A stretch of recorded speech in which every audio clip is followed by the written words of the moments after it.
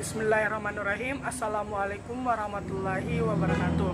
Perkenalkan, nama saya Rafli R dengan NIM L021201033 dari Program Studi Manajemen Sumber Daya Perairan Fakultas Ilmu Kelautan dan Perikanan Universitas Hasanuddin.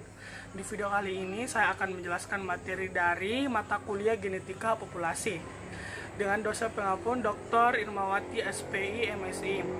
Baik, saya akan menjelaskan materi yang pertama mengenai pengertian genetika populasi.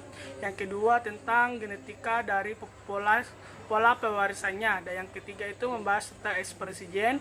Dan yang terakhir itu membahas tentang translasi. Baik, saya akan menjelaskan pertemuan pertama mengenai pengertian genetika populasi dan mengapa genetika itu penting.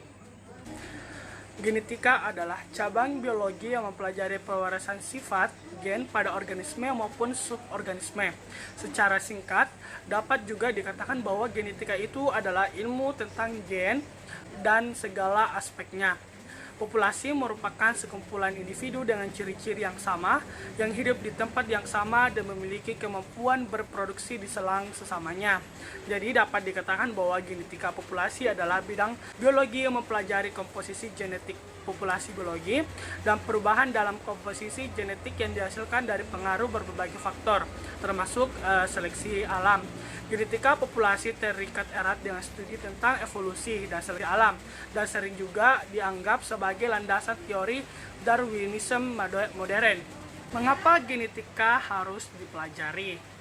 Karena ilmu genetika dapat dikatakan sangat penting untuk dipelajari.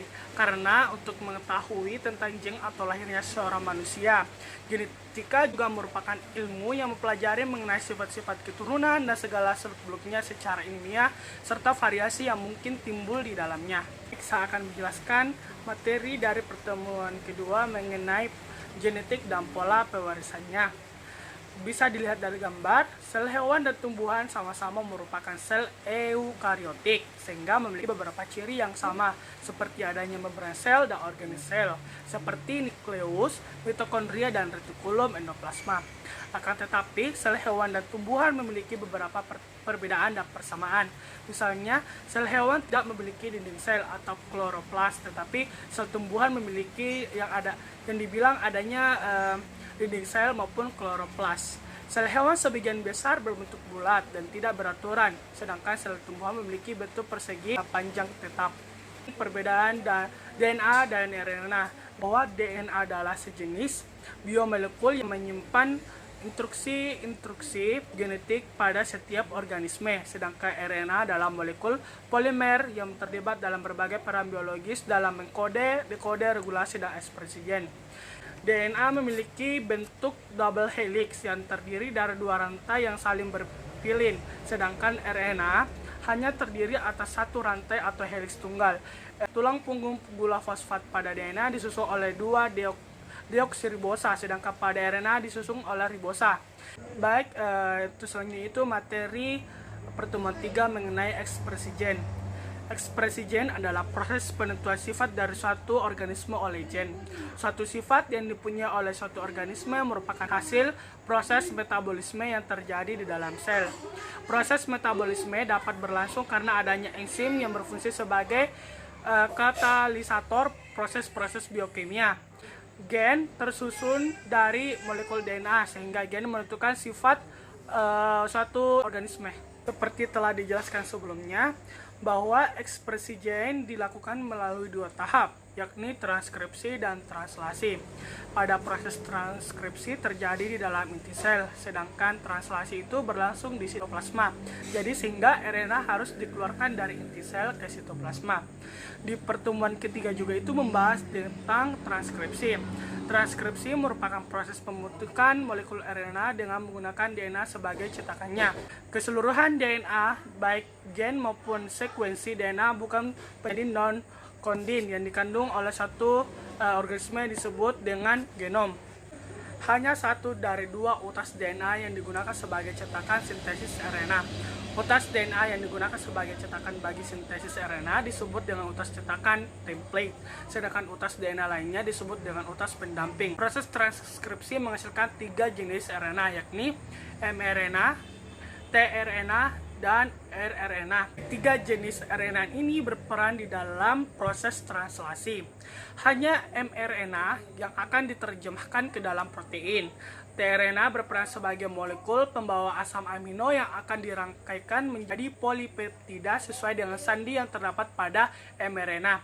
Pada organisme eukariot terdapat 3 jenis RNA polimerase, yakni yang pertama, RNA polimerase 1 berfungsi sebagai mengkatalisis pembentukan rRNA.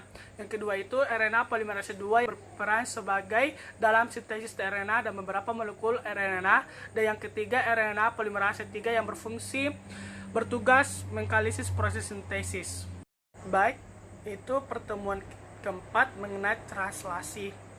Dalam proses translasi, asam amino akan dirangkaikan dengan asam amino lainnya untuk membentuk rantai polipeptida atau protein. Jenis asam amino yang dirangkaikan ditentukan oleh urutan nukleotida yang terdapat pada molekul mRNA. Jadi, mRNA digunakan sebagai model cetakan bagi sintesis protein. mRNA merupakan rangkaian kodon yang akan dibaca oleh ribosom. Kodon pada mRNA akan berpasangan dengan antikodon yang ada pada tRNA. Seperti pada proses transkripsi, proses translasi dapat dibagi menjadi tiga tahap. Yang pertama itu inisiasi, pemanjangan, dan penyelesaian. Pada tahap inisiasi, ribosom akan menempel pada mRNA pada daerah yang spesifik.